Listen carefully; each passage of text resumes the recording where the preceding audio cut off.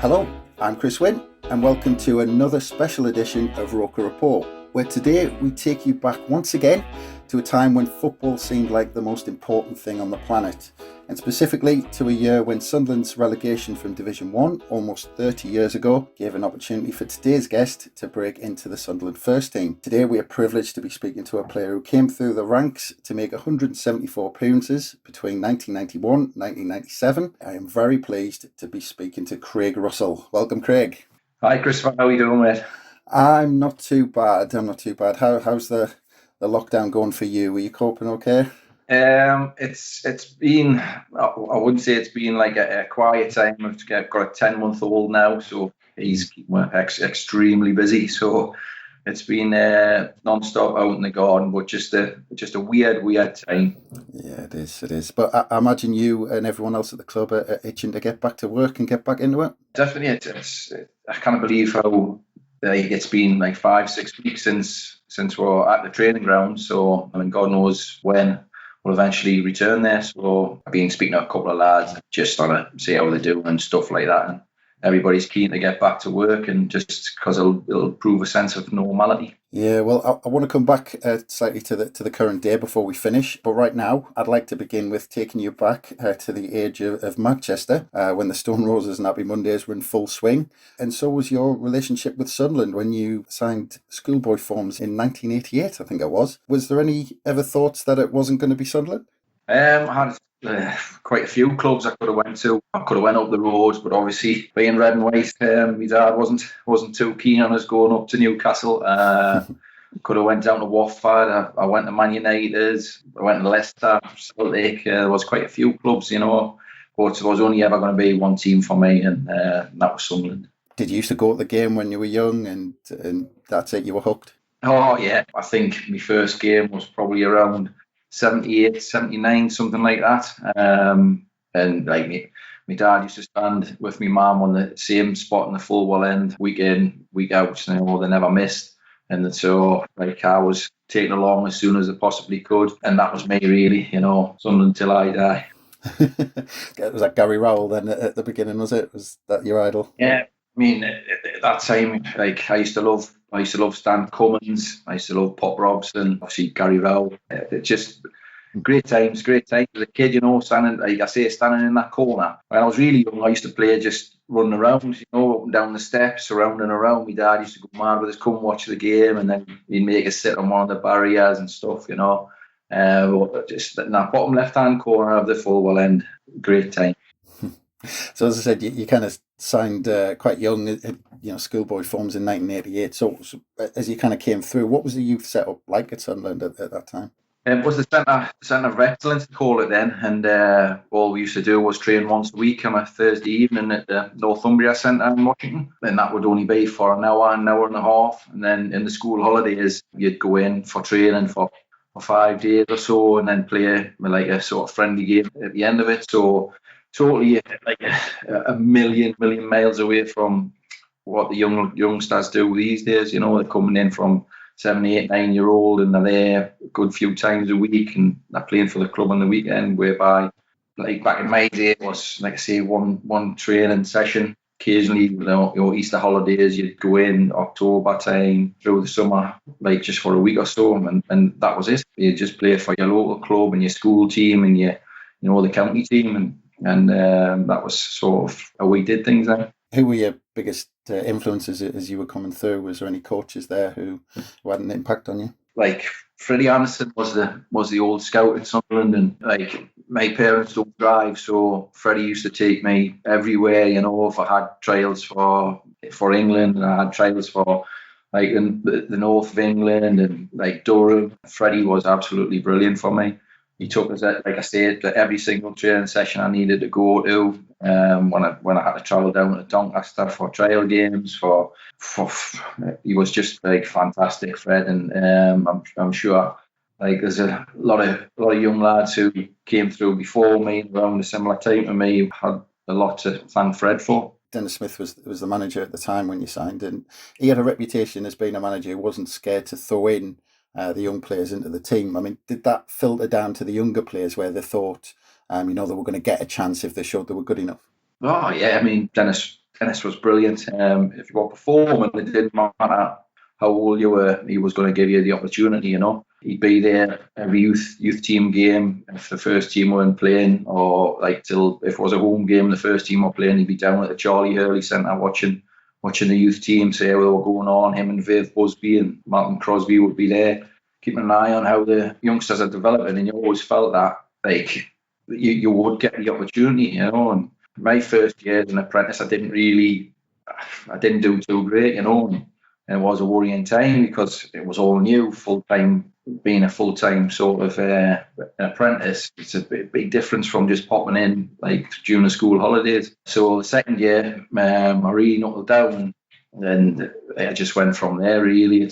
I had a great summer. The Riverway International Tournament, and I ended up top scorer in that, with some amazing teams that used to come along back in the day.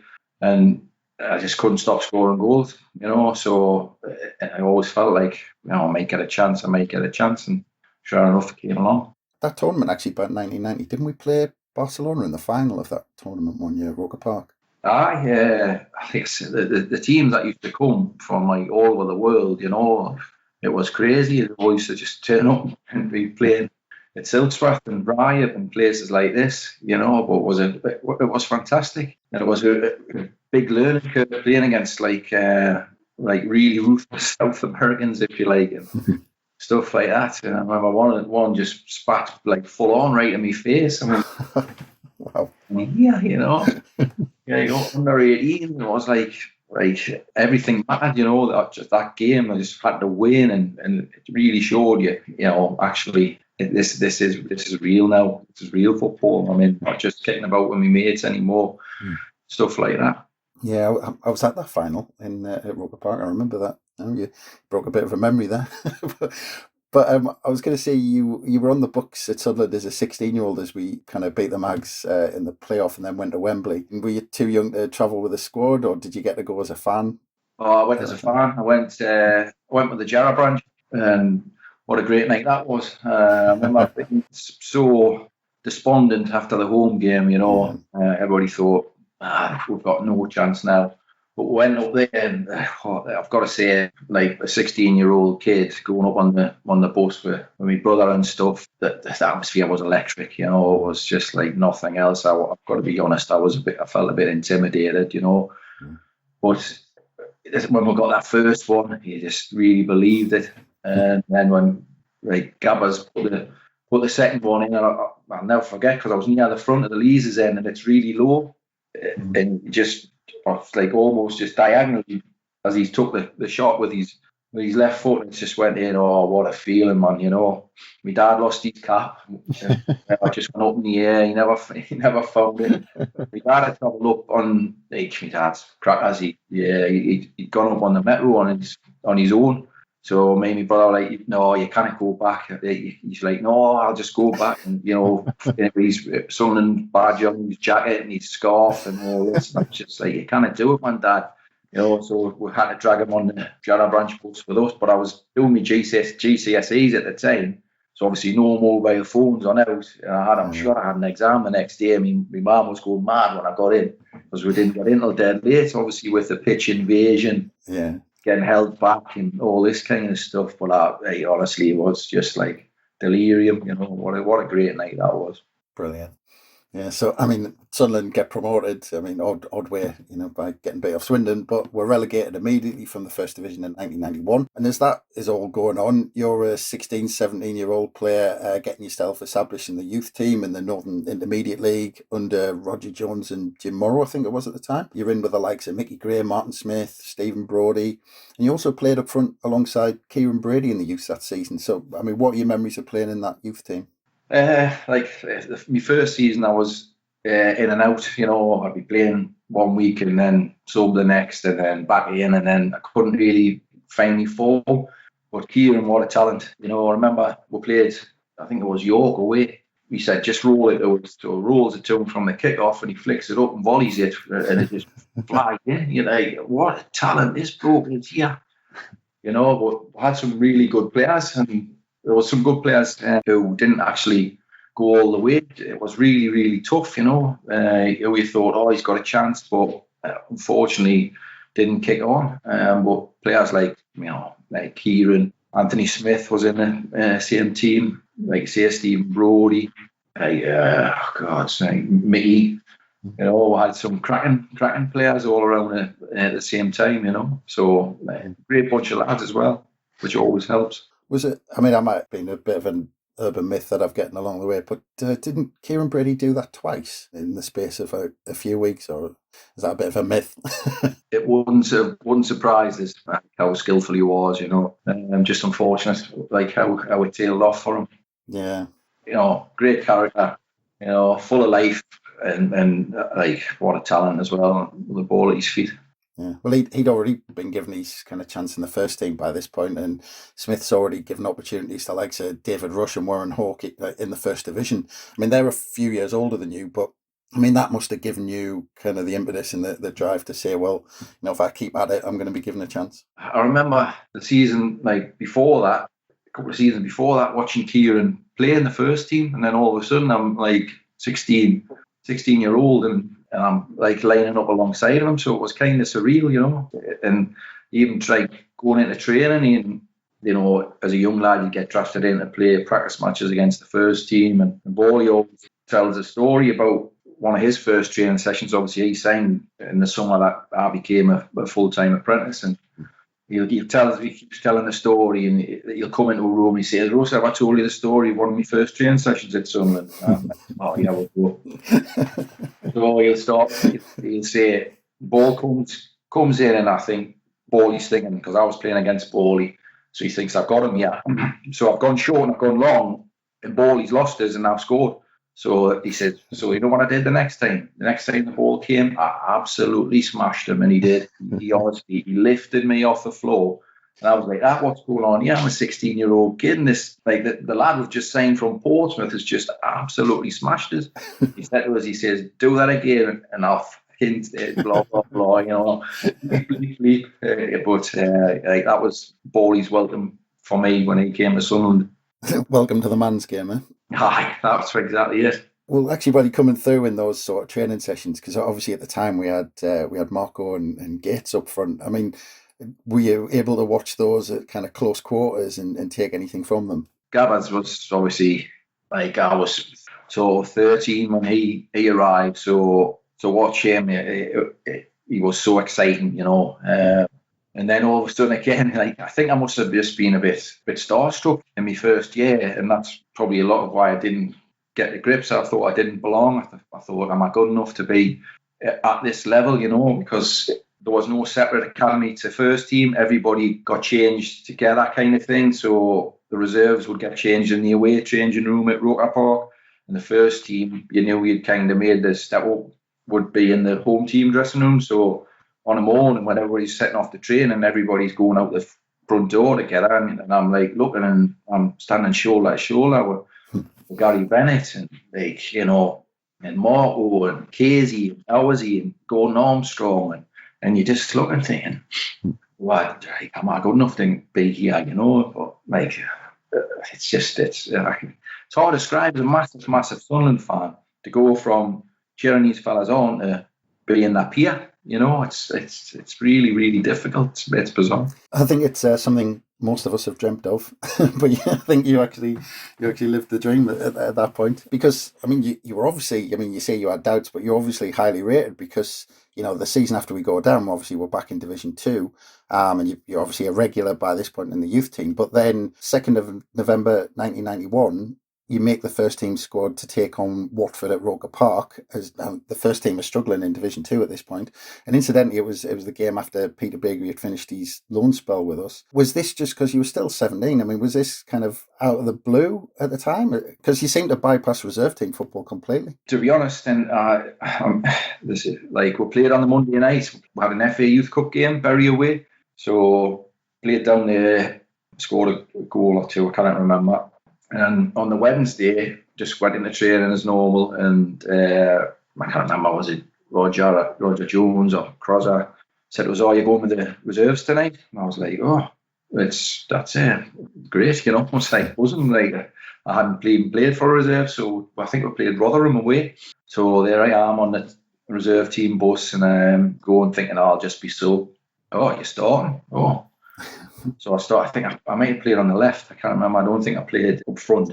Back in that, I keep saying back in the day, but in those days, if you didn't play on the Saturday, you played it on the Wednesday as a first team player, So there was a good lineup.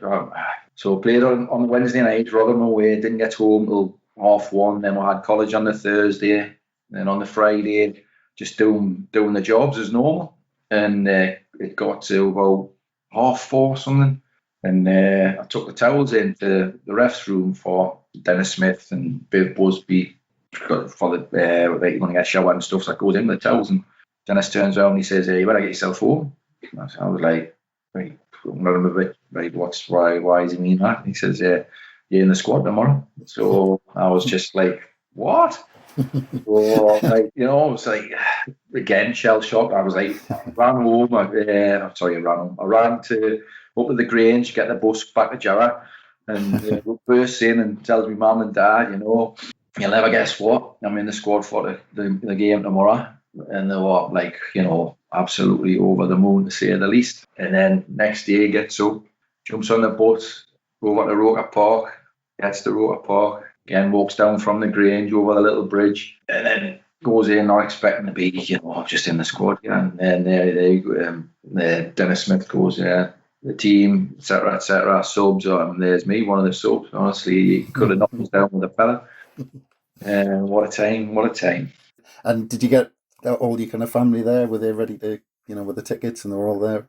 Oh yeah, they would have been there regardless. Still do it now, even though I work at the club, they buy the season tickets and they won't take tickets off me. They still want to contribute and all that kind of stuff. But no doubt they would have paid on the gate regardless. Yeah, well, I mean, the game will go 3-0 up after 73 minutes, and then you come on and replace David Rush with about 15 minutes left, and then a minute later they pull one back, but we thankfully kind of win 3-1 in the end. But can you remember anything about the game when you came on? Was it just a blur? Absolutely blown out my arse after about 30 seconds. I think it was all the nerves and the adrenaline. Yeah. I felt shattered. I think I made one run and I thought, I'm finished. You're not going to have to take us off, yeah.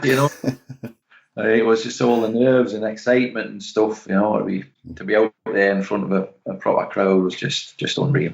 Yeah, and you were obviously, don't know if you had a chance, but it was a younger David James in goal for Watford that day. Yeah, it was. I'm sure the game kicked off early because England were playing the Rugby World Cup or something. 3:00 kick-off. I don't know.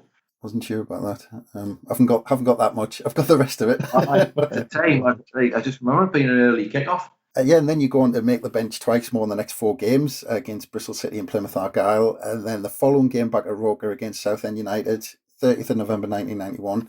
You make the starting lineup for the first time, and as I said, you're still only a 17-year-old, which I imagine, the coming on as subs, obviously huge. But did Denis Smith tell you in advance you were in, or was it kind of he put it up on the notice board and you just found it? He sort of give us you better get yourself home. Again, as an apprentice back in those days, you had to do the job. So I was the head apprentice, so it was my job to do kit and all this kind of stuff. And he was like, "No, you need to get yourself home." And I was like, "What do you mean? You need to get yourself home? You're playing tomorrow, you're starting." And I thought, I was like, and it goes home again. The excitement of telling me mum and dad was brilliant. And wakes up the next morning again, clock watching, waiting and go and get the bus to over to Roker Park. And I bet there's not many young lads who make their debuts nowadays get the bus to the that's for sure.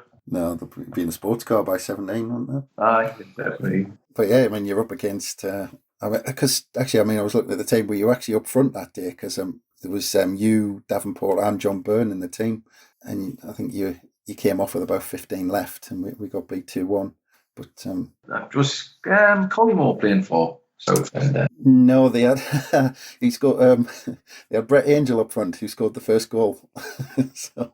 be the only goal he scored at Roker Park. That's yeah, not far off. But there was Spencer Pryor at the back, who was a big lad. Oh, yeah. He was a good player, him, to be fair. It carries on. But a month later, Denis Smith is unfortunately sacked after a 3-0 defeat away to Oxford United.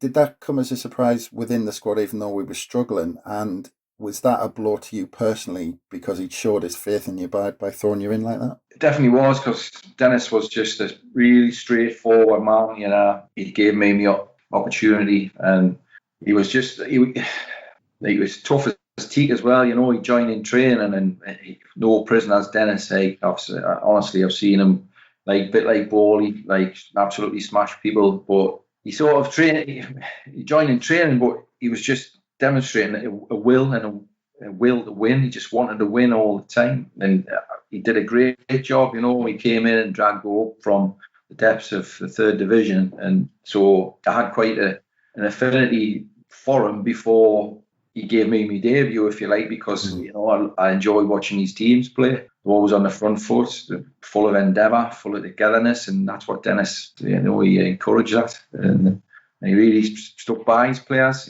looked after them, and he looked after me. He gave me chance, and so it was really sad when he went, but it was kind of expected because we just couldn't get out of the rut. Results weren't great. We're floundering a bit. Marco had been sold, and he got to Palace then. Yeah, in September, I think. And then it signed Don. Yeah, just before he got sacked. Yeah, so typical, give the manager a bit of money, then sack him. It's crazy. But Dennis was a great guy, absolutely spot on. Yeah, and the rest of the season, we struggled, and Malcolm Crosby took over as caretaker manager, and then we went on that FA Cup run to the final, but you seemed to spend the rest of the season back in the youth team. Was that a big disappointment after getting your chance, especially with a cup run? Oh, it was. You think you're in there. Obviously, I understood. I'd watched Sunderland for a long time, so I recognised that a young lad, very raw, probably wasn't the answer at that time. But it was disappointing not to be around the first team. Although again, I kind of was, because I was training a lot with them and all that kind of stuff. But I was out of contract in that summer. My apprenticeship was up, so I just had to knuckle down and make sure that I got an extension, another year or whatever it may be. Because even though I made my debut and had a cracking sort of start of the season and was scoring goals left, right, and centre, there was clubs sniffing around. Sunderland being Sunderland kept us on £29.50 a week till the end of the season, So they did used to pay for me bus pass as well, so I kind of really grumbled. So all told about 40 quid a week. Wow. In the first team, and they still wouldn't bump us up. So my focus was just to make sure, I got another contract. So I was disappointed, but not too disheartened, because I was still scoring goals and really enjoying my football, Mm-hmm. Did you get to go along to any of those cup games that season, the semi, or were you taken along to the final? I went down to obviously the home games. Being an apprentice, you had to, still look after the dressing rooms and tidy up and all this kind of stuff after the games. But went down to Hillsborough to watch the semi-final of my own volition. It wasn't compulsory, and then down for the final, we all travelled together. All the apprentices went down and stayed in a nice hotel and stuff, which was really good. Yeah, and the following season, you didn't really get a look in, despite kind of the first team struggling again. And this season, you score over 40 goals in Jonathan Trigg's youth team.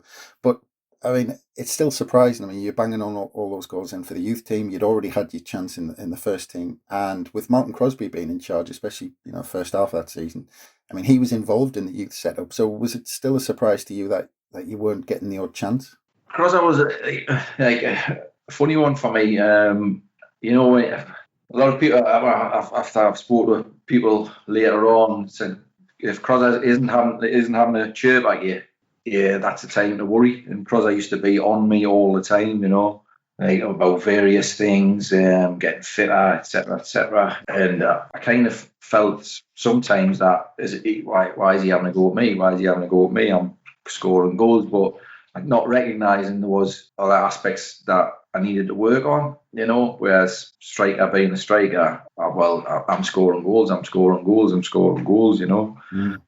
so didn't really get anywhere near the side when Crosser was in charge. But again, I only had a year's contract and I had to just focus on myself and make sure, I did my utmost to get an extra year because, I could still play in the youth team as an under 19. So just had to make sure, like I say, at the end of that season, Reid will give him another year. Yeah, well, I mean, Malcolm Crosby was sacked in the January 1993 and then he was replaced by Terry Butcher. Was that odd having someone who was one of the lads in the dressing room suddenly stepping up to become the manager? Yeah, it was a strange time, but like the club again floundering, really struggling. It was looking bleak at that point, and then obviously Butch had came in as a player, and then all of a sudden he's moved up the notch and he's become the manager. Did he get things wrong? Yeah, most certainly. Butch would tell you himself mistakes he made, but luckily the club managed to hang on and stay in the league that season, which by the absolute skin of the teeth. Yeah, we had to rely on other people on the last day. Yeah. Normally other people are relying on us to save them, which we did, and that was just shouldn't have never got to that point. We've been in worse points. Yeah, well, he actually gets you back involved and gets you back on the bench around February time for a game against Charlton. Did you think at some point, I might be back in here, and actually, Terry Butcher's given us a chance here? Yeah, like Butch was really good for me, one day he said he come to us, was just before then. He says just before that game when he got us back involved. I think we played Newcastle reserves or something at home and scored a couple of goals, beat them 4. And obviously Butch loved anything like that, he's any kind of local rivalry, fierce things. He was like buzzing after the game and really, gives a lot of praise. And the next day he says, Hartlepool have been Hartlepool in the Football League at that time. And he says, Hartlepool have been on the phone, they wanted to go on loan. He says, do you fancy it? And I was like, well, I'm a young lad. Does he want us to go? I said, oh yeah. I'll go get some games. He went, do you not think you can get in the team? Yeah, and I thought, maybe I've said the wrong. He reeled us right in. Now, so I'm like, blah, blah, blah. What do I say now? He says, keep on going the way you're going and you'll get in the team. So I thought, that's really good to hear. A big character like Terry Butcher is telling you'll get your chance. So that was really good. Yeah, well, actually, I mean, he was right. I mean, we're going to his first full season the next year, and I think that this is the season you really kind of make your mark and kind of get into it a bit. I mean, that summer he went on a spending spree. In Sunderland terms at the time, he brought in Chamberlain, Derek Ferguson, Andy Melville, Ian Rodgerson, Phil Gray, and then 4 of them are involved in a pretty nasty car crash in pre-season. Yeah. Then we get beat 5-0 at Derby County on the opening day.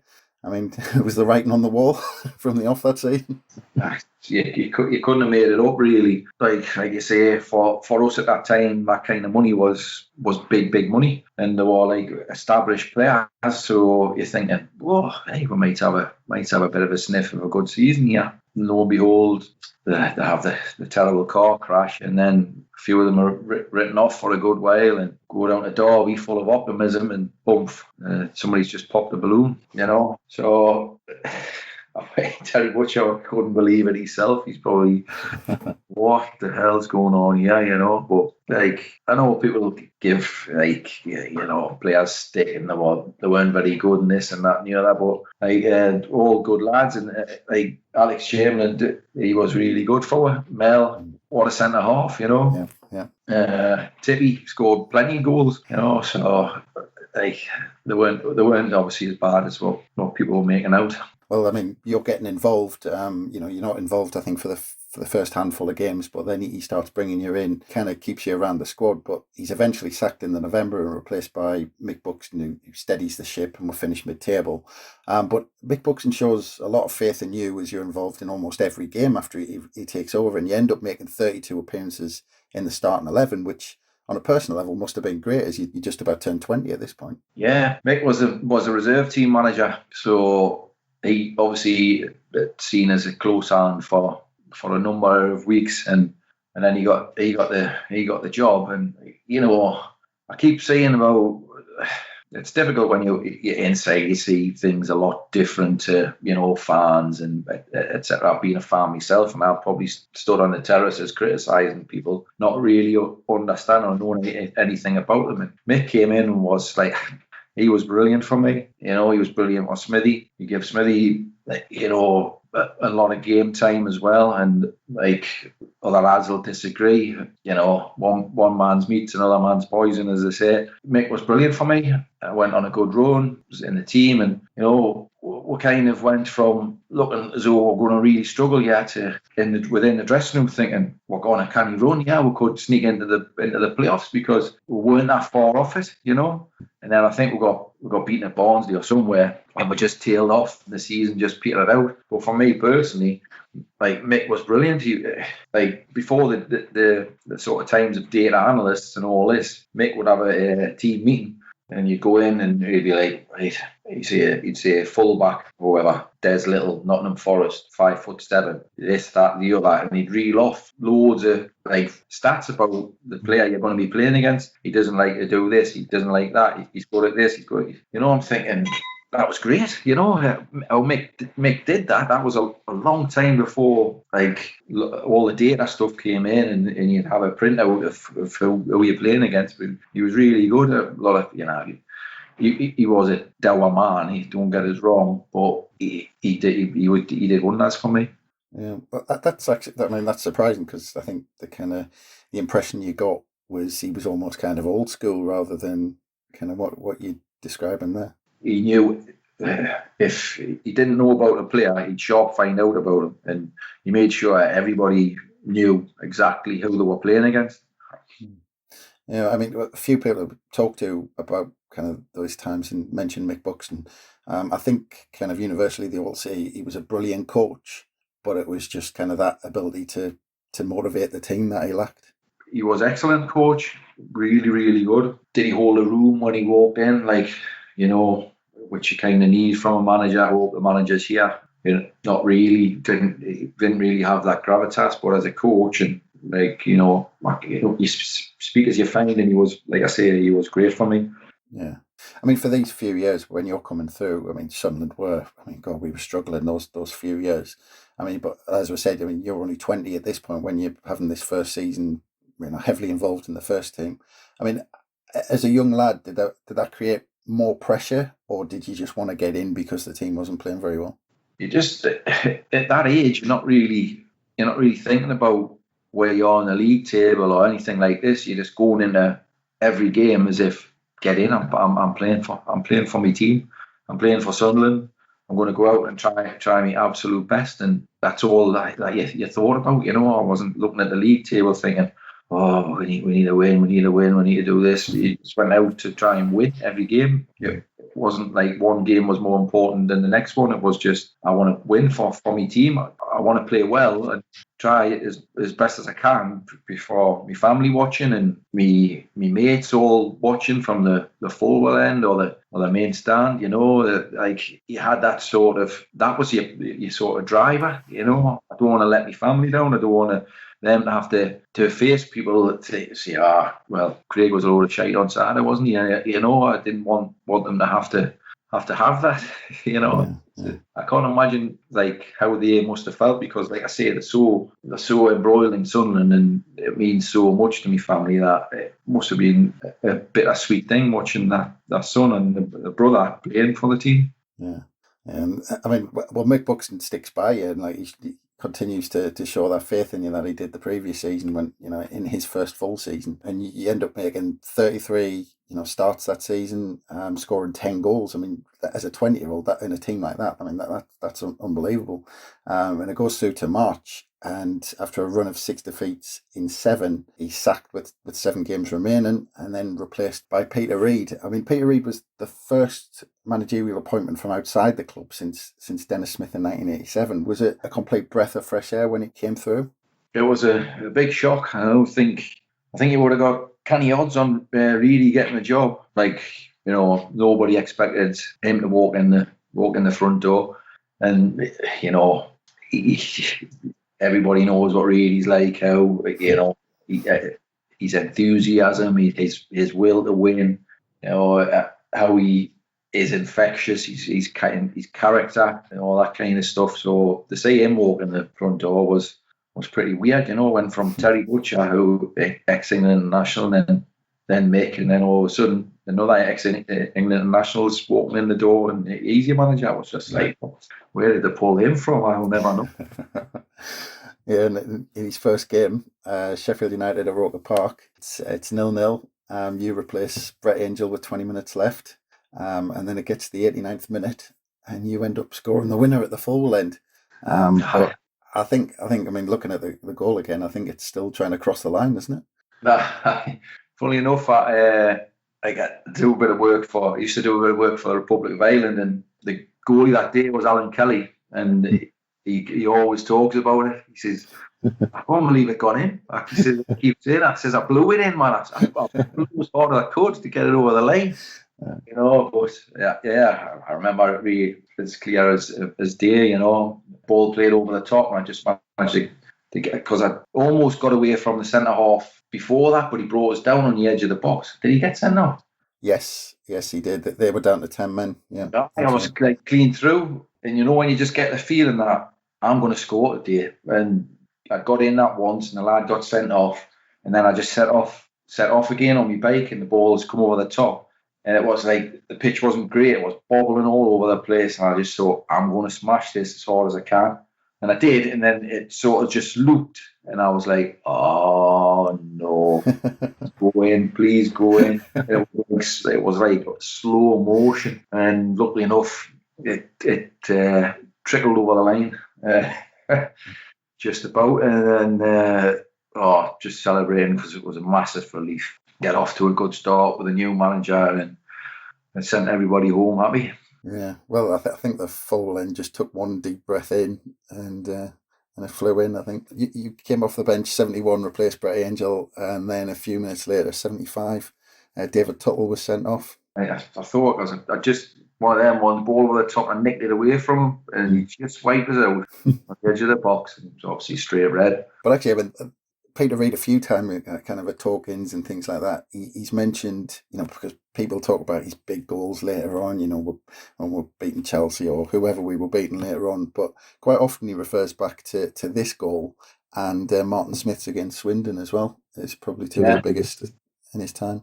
New manager comes in, you get beat at home, trying to pick everybody up would have been really difficult. Fortunately for me, as a Sunderland fan as well, to score such an important goal is really special. Yeah, and then Peter Reid's first full season, because he keeps us up in those 7 games with those important goals, and then he goes into his first full season with almost the same squad. He only really brought in kind of Bracewell as a player, but he was assistant manager as well. I think it was John Mullen who came in as well during the summer, and you're pretty much kind of involved from the off. You end up 9 goals in 38 games, but you kind of you don't really nail down that starting 11 place kind of fully until we play Millwall on the 9th of December, who at that point will level on points with us at the top of the league, and then you go and score 4 in a 6-0 win. There's a good sort of backstory to that. I'm sure David Kelly had gone away for an international, and he'd gotten a bad injury, ankle injury. So there's a place up for grabs and a team on the weekend, and so Pop Robson, the reserve team manager, says one of you we're playing Barnsley away. One of you play first half, the other one play the second half. You decide who's going to play. So Mullers went, I'll play first half, and obviously wanted to get it out of the way. So obviously travelled down to Barnsley on the coach, and off the coach straight in the dressing room, etc. Reserve game. So 0-0 half time. I'm like, I'll play the second half, and 5 minutes in, I scored a goal, and then when you just think, I'm right at it here, And I said, there's a lad from Bournemouth. He kept telling us, will he slow down? Will he stop running? Yeah, so I was like, no, I'm not stopping running. I want to play on this on Saturday. So I, made the right impression, and then really decided to give me the nod over Mullers. And say it's dreamland to score 4 goals at Roker Park would be an understatement. You'll always be the last Sunderland player to score a hat-trick at Roker Park. Happy days. But I mean, that must be up there, kind of one of your best days of your career. I mean, seeing some of the celebrations, and it was almost as if you couldn't believe it when you scored the 4. I mean, I wasn't the biggest celebrator of goals, to be honest, but if I could rewind the clock and if I knew what was going to happen that day, I would have probably said, nah, never in a million years I want to score 4 goals this afternoon. Like you said earlier, Millwall were like top of the league at the time. I'd like a lad called Keith Stevens, used to call him Rhino, and honestly, he'd kick his granny. He was one of those ones, and I knew he was in for a tough time. Obviously, Anton Rogan was playing for them. Yeah. Ben Thatcher, that they had some decent players. Casey Keller. Well, I think about the lineup, they had some really good players. So to score 4 goals in such a big fixture was unbelievable. Yeah. Alex Ray was in there as well. Alex, I forgot about him. Well, actually, I mean, just a side point, but Mick McCarthy ended up going to Ireland a couple of months later, and Millwall got relegated. But a couple of weeks later, you almost scored the winning goal at Old Trafford in the 3rd round of the FA Cup when you put us 2-1 up, only for Eric Cantona to equalise in the last minute. But it's a goal I'll always remember, because I was there at Old Trafford. But the thing I remember about this goal was how long it seemed, because you were kind of 20 yards in the clear with nobody. You were kind of, right behind the back 4. But it seemed to take about 5 minutes for the ball to kind of get settled for you. It was. They used to play with a different ball, Man United, like an Umbro ball, and it was like really lively. Like it bounced totally different to the Mitre one, if you like. Just remember, a ball getting played on the top, I guess played it over, and it just bounced. So I tried to head it down to take it into my path, and then it came back up again, so I had to head it again. So it's just like, what's going on here? And then I managed to get the shot away just before Gary Neville I could just see him on the corner of my eye, and I was going to catch it. Yeah, managed to get the shot away. Was it the greatest shot I've ever hit? I don't think so. But Kevin Pilkington didn't get down quick enough to it, and luckily for me, it nestled in the bottom corner at the stretch pad end. It wasn't bad. I mean, it went in off the post, so you couldn't have put it in a better place. True enough, it was right in the corner. I think, to be fair, what a feeling that was. Yeah, at Old Trafford, put your team up in the FA Cup. But I mean, you said Pilkington was in goal, but looking at the team, that was pretty much their only change. I mean, it's kind of Neville, Irwin, Keane, Pallister, Bruce, Beckham, Butt, Cole, Cantona, Giggs. I mean, they put out a first team that day. Oh, they went with a full quarter. Like, I mean, even when Beckham went off, Lee Sharp came on. So it was a proper team. There was no messing about. But it just shows, in those kind of 6 months, what Peter Reid kind of turned us into in that short space of time, because we were flying at the time, and obviously, giving teams like that a game at Old Trafford. Yeah, we're just were robbed by the referee at Old Trafford. He gave them a free kick, never been a free kick in a million years.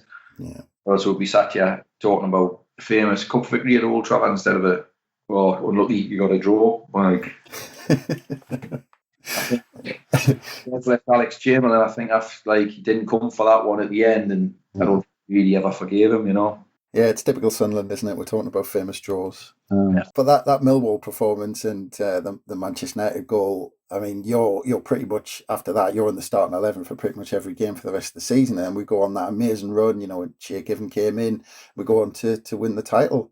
You end up as top scorer, 13 goals. Another honour you hold in the last title-winning season at Roker Park, being top scorer. Would it be easy to assume this was your best season in your career? Oh, yeah, by a long chalk. We just all seem to just click as a group, from Reid to Sacco. Absolutely fantastic, by the way. Bobby Saxton, what a bloke. Obviously brought Brace in. and we just gelled, you know, as the whole group, from like us, the young lads, me, Mickey, Smithy, Bridgie, Sam Aston, you know, all played a part. And I like that the sort of more senior pros, like, it was just a great group, great team spirit, and that was manufactured by Reid, and brought it all together. I mentioned at the beginning, you know, the season, the only personnel he really brought in was Bracewell. I know Mullen was brought in, but kind of Mullen was a young player who was kind of in and out. But I mean, I think Bracewell got Player of the Month for the first 3 or 4 months. I mean, he was even at that age, he was immense, wasn't he? Quality Brace, you know. He knew the game inside out. He was tough as well. No shirking from Brace. It was a master stroke by really getting him to come in. Yeah. Well, you're 22 years old now, and you're a Premier League player. I mean, how long did that celebration go on through that summer? I had a good time, put it that way. Yeah. But it was almost, like I say, it was surreal. I'm sure the Euros on that summer, 3 lines, the cup football's coming home and all this kind of stuff, and we just being promoted to the Premier League, and it was just what a fabulous time. And during that summer, we've already added Paul Stewart during that season. He joined and played kind of quite a lot of games towards the end of that season. I mean, was he a big influence at the time, because he came in at an age when, you know, he seemed to be more of a provider than kind of scoring the goals? He came in early season, then he got injured, and then he went back to, was it Liverpool at the time? Yeah, that's right. Yeah. Liverpool, and then out of nowhere, Stewie comes back again. But you know what a quality player he was, tough character, real winner. But he fit in really well. Come in and you know, I think Phil Gray was having contract issues, and was he going to sign, and really wasn't happy about it, and he brought Stewie in, and at first I thought, oh, am I going to get left out here, you know? But luckily enough for me, he put Stewie up top alongside of me. Yeah, and that summer as well, he obviously adds Niall Quinn to the squad. But during that season, you have some great moments, you know, the goal against Chelsea, and but make 12 starts. I mean, were you disappointed after the season before you didn't start more that season in the Premier League? I've got to be honest with you, it's still bothers us now. It annoys us when I see people, like Sunderland's top scorer only had 4 goals, and like, well, but I only started in 12 games. Yeah, you know, any chance, you know. But I think I had just before Christmas, I had 3 in 5 games. Like I scored against Everton, scored against Chelsea, scored against Derby, and then I got injured at West Ham over the Christmas, and I just couldn't. I think I'd be surprised if I started more than 3 or 4 games after that. You know, I was in the team, out the team for 3 weeks, in the team, out the team, and you just kind of get in the groove, and it's a tough league. You know, like playing. I was still relatively young, 22, 23-year-old, and I just couldn't. He just could not get in the team. I'm obviously really would have had his reasons as to why, but you know, I thought in the run up to Christmas, I was just finding a bit of form. 3 and 5, which isn't a bad by anybody's sort of standards, especially, you know, young lad just maybe trying to make his sort of way in the Premier League. So it's still annoys us to this day. Yeah, I mean, it was frustrating for the fans as well, because, and like you said, you started 12. I mean, just to kind of emphasise the point, you made 22 appearances as a substitute that season, which I think tells a story in itself. But to go through that and still end up as top scorer, even though it was 4, I mean, you ended up as top scorer. I mean, if you look at starting appearances, it's kind of 1 in 3 games, which, you know, in the Premier League is, you know, more than good. But for that, if I managed 1 in 3 in a full season and I'd played a full season, you know, you'd be well at me. Yeah, exactly. But I mean, the frustration, he obviously had his reasons, and manager picks the teams, but even as a fan, you look at the likes of the Southampton game, you know, where we played 1 up front when we needed the points, and you think, you know. Yeah. Yeah. Okay, so it's fair to say you were disappointed with that. Then I'll Just, take that as the answer to just that a one. smidgen, just a smidgen. Yeah, especially with it being the last season at Roker Park, which meant so much to you, obviously, and the rest of your family. Yeah, I mean, like even that the last ever game, it's home to Everton. I wasn't even on the bench yet. The week later, I was on the bench, and the week before that, I was on the bench. Yeah. So I wasn't on the bench. I wasn't even involved in the last ever game at Roker Park, which really, really hurt us. And I ended up watching it from the Fulwell end. So, it's, heavy cloud and all of that. So I got on the Fulwell for the last ever game. Yeah, but it's funny because you've actually answered my next question, but Oh, sorry. I was going to actually ask because it was so strange when I looked back at it that I was going to ask if you'd actually taken a knock because it was so strange that you missed out on that one. Just left out. But kind of turned back the clock, but at least I got to stand where I stood nearly all my days as a fan for the last game. So. Actually, one thing I did want to mention about that season was obviously that was a season when we had the cameras in the dressing room. What was the reaction of the rest of the lads when they were told, well, we're going to have cameras in here this season? Just a few moans and groans, but you just get on with it. The best thing about that is like it looks like I'm getting a right bollocking off Reid at one point. He was having to go Bridgie, it wasn't me. But it looks like it's me because I'm sat in the corner and Reid is going, and he goes absolutely mental. It looks like he's having to go at me. It was one of the few times he wasn't. Was that? I'm sure that was the Arsenal one where he was making the point of their strikers holding it up. That was said to us. He says it wasn't you. He wasn't having it after the game. I was like, oh, look at that first time ever. Yeah, I think it did show you trying not to make eye contact with Reid while he was doing it. When he goes off, that was it. You just take it on the chin. And you did that interview, I think, with Mickey Gray in the hotel. Oh, hotel room. I've erased that from my memory. It was all a bit odd how they set you up for that, wasn't it? Aye, just a bit. Mickey's got a better tan than me, so he's much better.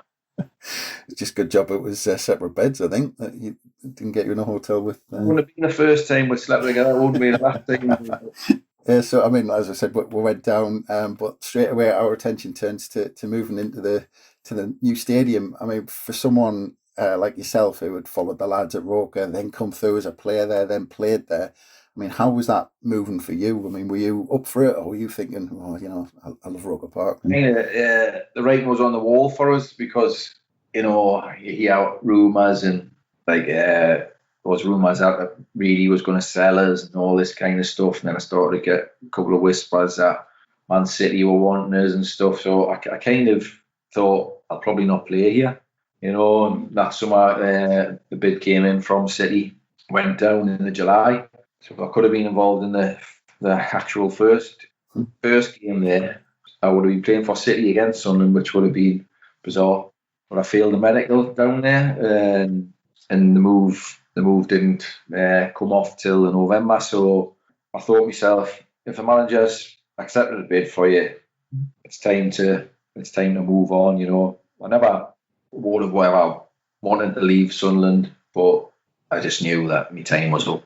Yeah. I mean, was that how it was with Peter Reid when you realised his mind was made up? Was it kind of no going back with Peter Reid? Is that the majority of the time? Like I say, he'd accepted the bid. Was a substantial bid at the time, like 1.5, 1.6 million. So I could understand, the club just built a stadium, probably, the cash, but I thought myself, mate, I guess there's no way I'm going to flip this around. Yeah, Kevin came in and stuff like that. I mean, obviously, him and Quinny were going to be the starters. So we went down to City, failed the medical, and then I was just seeing out the time before it resurfaced. Yeah, because it wasn't until the November that you finally went and that swapped out with Nicky Sumby. But I mean, so was it just like that the whole time? Were you just kind of waiting for that bit to come back in and it all to start again? Yeah, like when I went down to City for the first sort of round of talks, I knew I needed a hernia operation.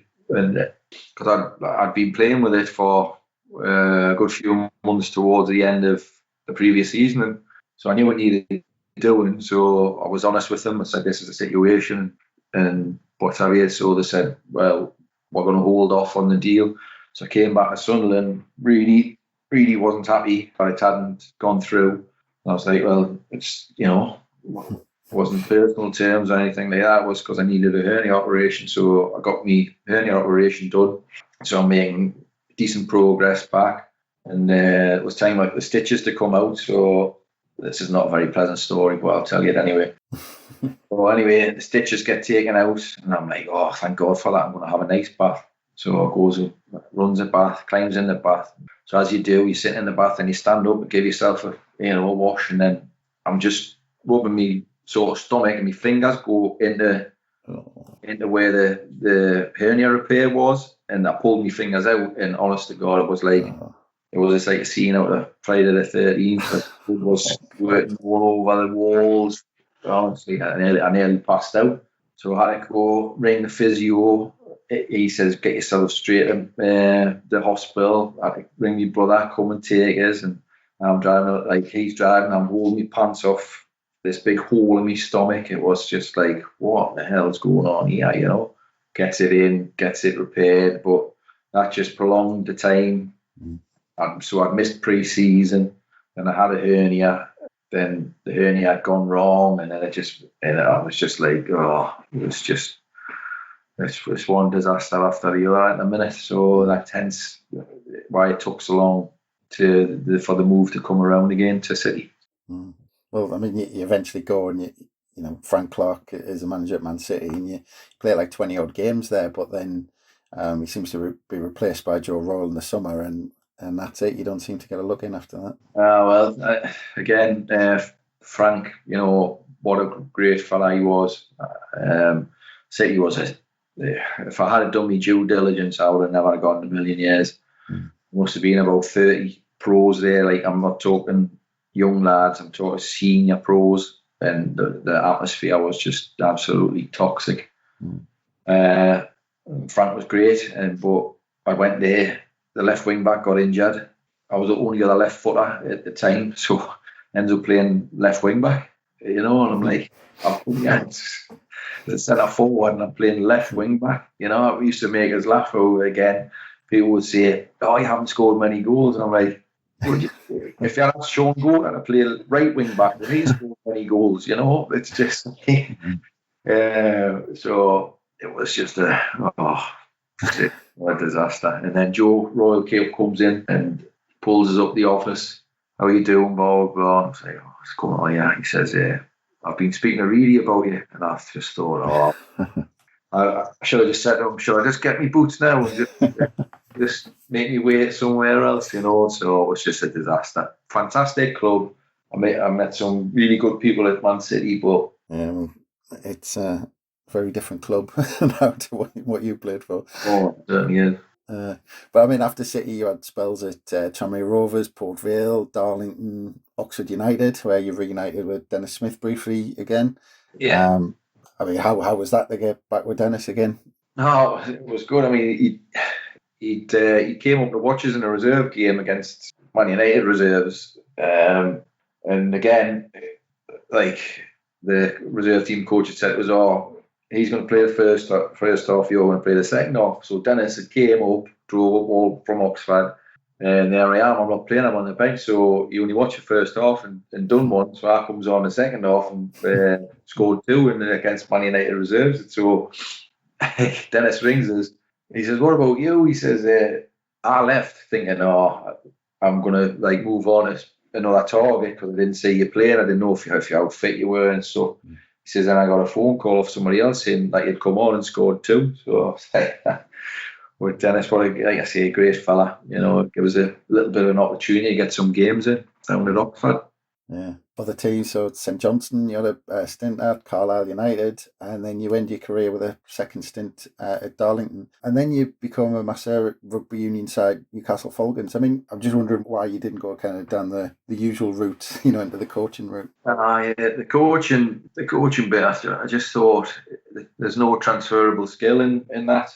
I couldn't say if there was no jobs, look, because of geographically where we are, there's not that many clubs. And if there was no jobs, like, would I be uprooting family to go like 200 mile away? There's a start off as a coach where you, like, after a few months you could be peddled again, and stuff. And I had like a young family, and I just thought I'm quite interested in anatomy and physiology and that kind of thing. And doing a massage therapy course, like, I thought, I could get a job in sport. I could set up my own practice. I could, like, go from that to a physio degree and all that kind of stuff. But luckily for me, Steve Black, who I knew from, like, he used to train with Sunderland and stuff, he was at the Falcons and said, "Oh, do you want to come and do a bit of work here?" So sort of, I was dead lucky that I came out of football and straight away I was still in professional sport.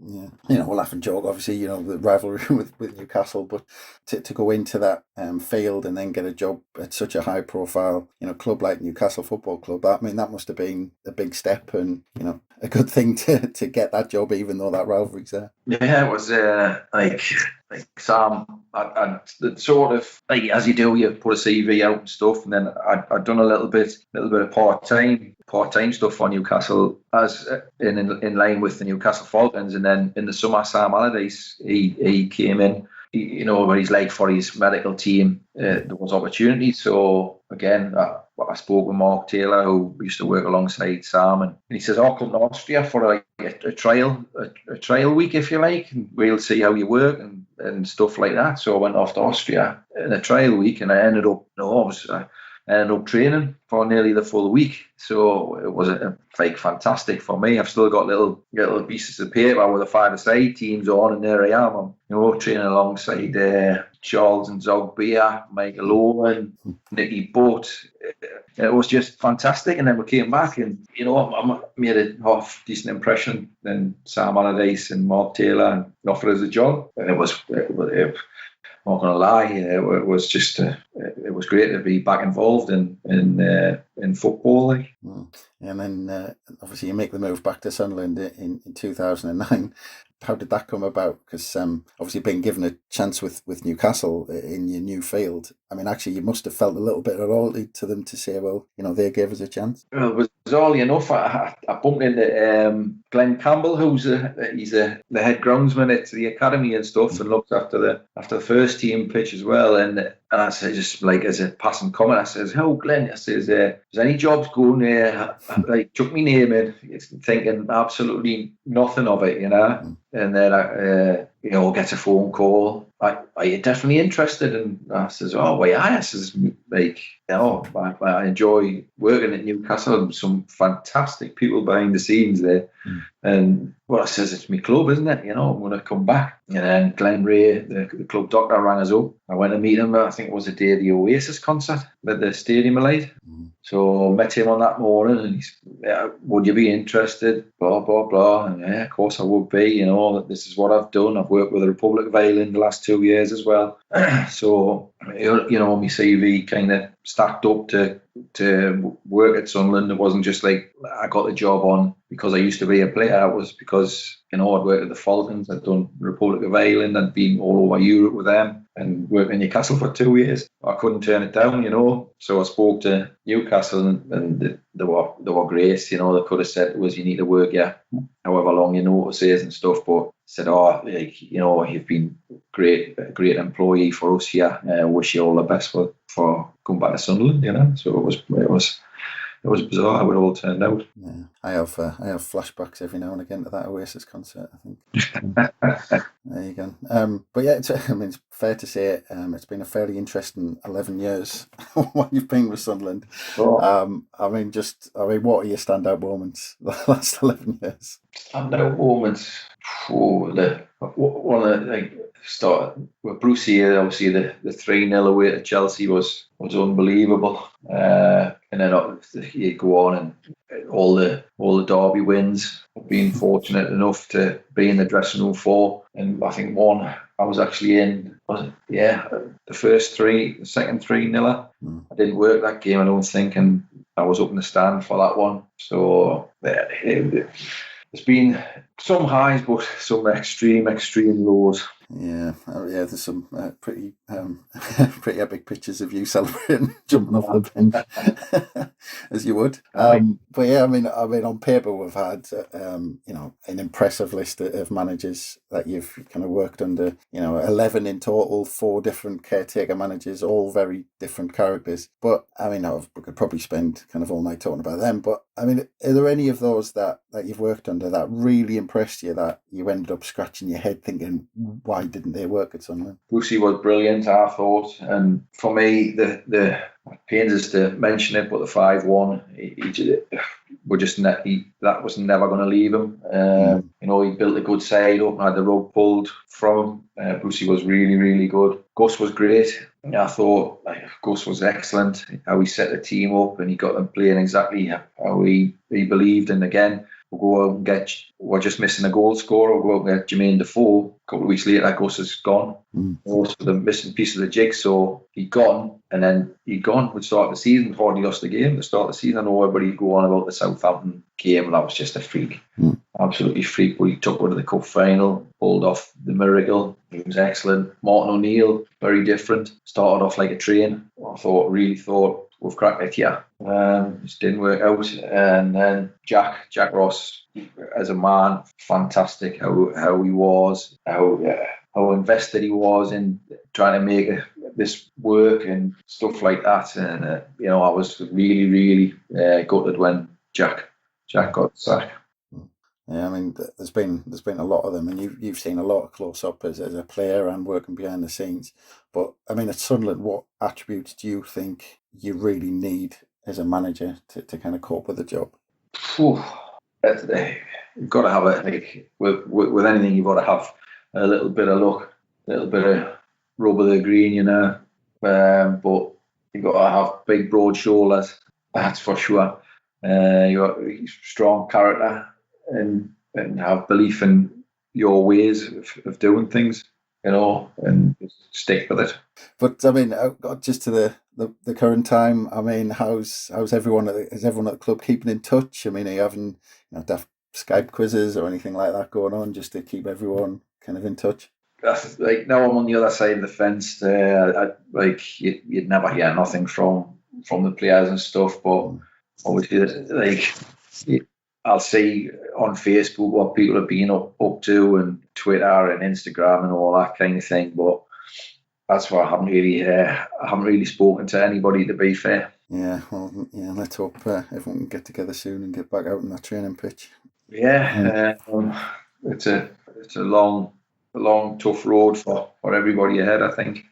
Well, I mean, just as a final thing, I'd like to do with you. What I've got in front of me is the Sunderland Annual from 1994. Would you believe? Here's one I prepared earlier, so you're about 1920 at this point. And of course, in the annual, it's got a Craig Russell fact file in here. So I thought I'd see what you could remember about a 20-year-old Craig Russell. One of the questions they've put to you: all-time top 5 favourite records.